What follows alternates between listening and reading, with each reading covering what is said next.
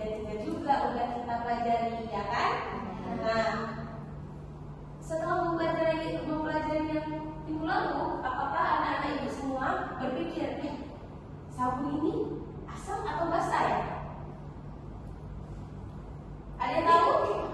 Ada. Siapa? Coba tunjuk tangan. Ramadhani. Sabun itu contoh dari basah, Bu. Contoh dari basah. Oke.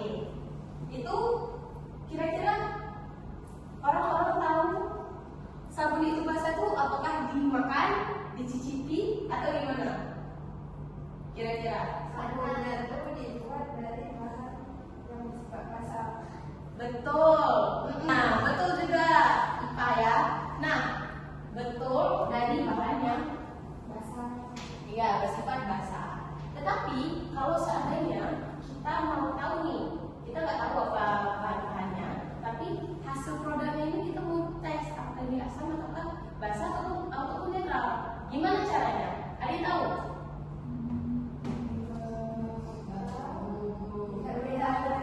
Lihat pH-nya betul.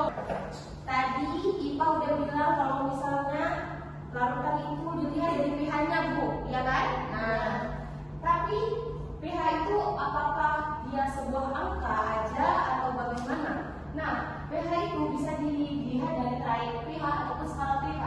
Skala pH adalah ukuran untuk menunjukkan seberapa asam atau basah suatu larutan.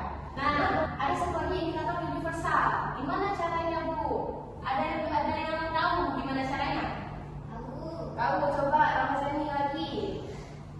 Pertama, yang universal itu dimasukin ke dalam larutannya. Nanti kita cek pakai yang tabel itu, Bu. Nanti kita sesuaiin warnanya. Kalau misalnya warnanya sama di pH 4, berarti dia bersifat asam gitu. Pinter. Oke, terima kasih ya, Mas. Betul sekali, indikator universal itu kertas yang ini yang cuma sekelingking itu dicelupkan ke dalam larutan, terus tinggal dicocokkan warna pada tabel indikator universal, gitu ya. Oke, next.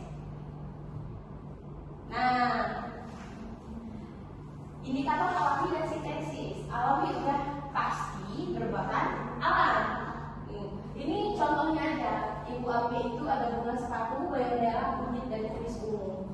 Warna mula-mulanya itu, kenapa dibilang mula-mula? Karena saat diekstrak itu bunga sepatu warnanya merah tua, bayam merah warna merah, kunyit warna jingga, kubis ungu warnanya ungu. Jadi ketika dicampurkan satu tetes misal ke dalam larutan asam juga setetes, itu berubah menjadi merah muda, kuning sama merah muda juga. Sedangkan di basah dia berubah warnanya. Itu makanya dia bisa jadi indikator karena dia ketika dicampurkan di asam dia berbeda warnanya, ketika dicampurkan di basah dia berbeda warnanya. Lanjut, ada terakhir indikator sintesis. Ini juga cuma beberapa contoh. Itu ada metil oranye, metil merah, bromfinol biru, dan fenolftalin. Jadi di sini di tengah itu ada triad pH-nya. Jadi contohnya itu kita ambil mungkin fenolftalin aja karena sering disebut-sebutkan. Nah, di sini dibilang triad pH-nya itu 8,3 sampai 10,1. Perubahan warna dengan naiknya pH itu tidak berwarna sampai merah. Berarti di saat 8,3 itu dia belum berwarna ketika dicampurkan sama larutan basah ya, karena triad pH-nya 8,3. Lalu saat 8,4 itu udah mulai ada warna, perubahan warnanya mulai berubah sampai dengan pH 10,1 baru berubah menjadi merah.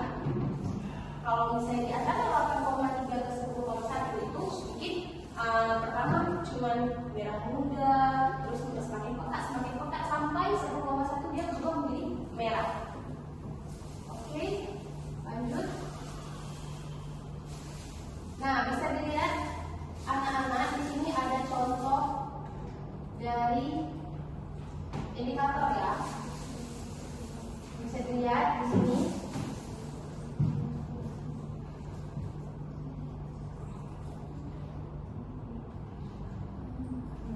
Nah, bagus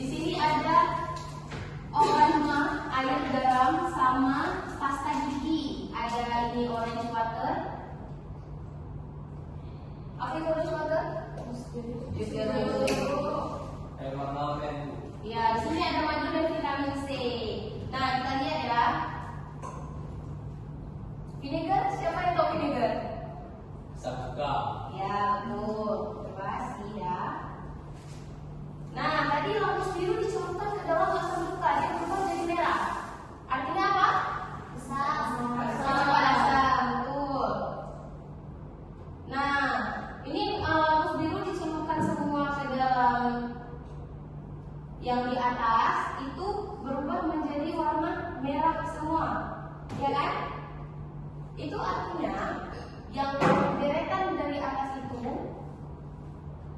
bersifat asam, sedangkan yang di bawah, kita ulang lagi, lapus biru tetap biru. Tapi tadi ada lapus merah yang dicelupkan ke air dalam itu tetap merah, artinya netral. Oke. Kalau mau lebih detail pakai indikator universal kayak tadi Kak Mazani bilang, itu tinggal dicelupkan dan dicocokkan warnanya. Kalau memakai indikator alami, pakai hibiscus, bunga sepatu, dan kunyit, sama kalau ungu. Nah, dipraktekkan.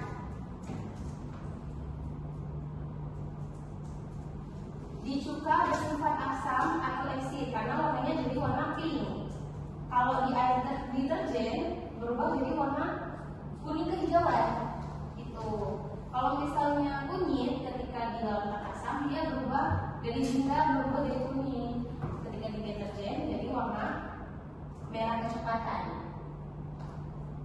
Kalau dari ungu di asam itu bakal berubah jadi merah muda, sedangkan di basah jadi hijau.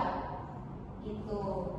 Jadi artinya tidak semua bahan alam itu, ini disclaimer, tidak semua bahan alam bisa jadi indikator. Tapi kalau misalnya kayak tadi ketika ditaruh dalam asam itu berubah menjadi, contoh tadi hibiscus warna merah, sedangkan kita pada di basah itu berubah warna lain warna kuning, itu bisa dijadikan indikator.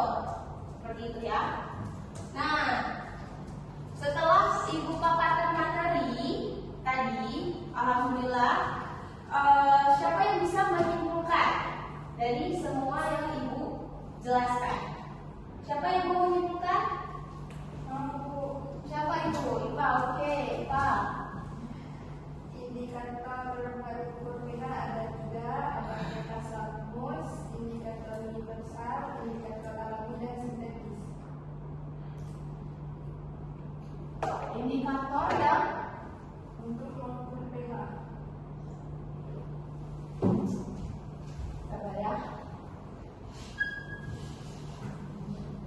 Indikator untuk mengukur pH terbagi dan juga 3 atau 4? Yaitu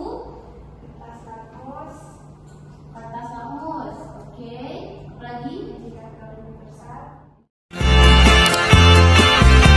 The beauty of her face was beyond my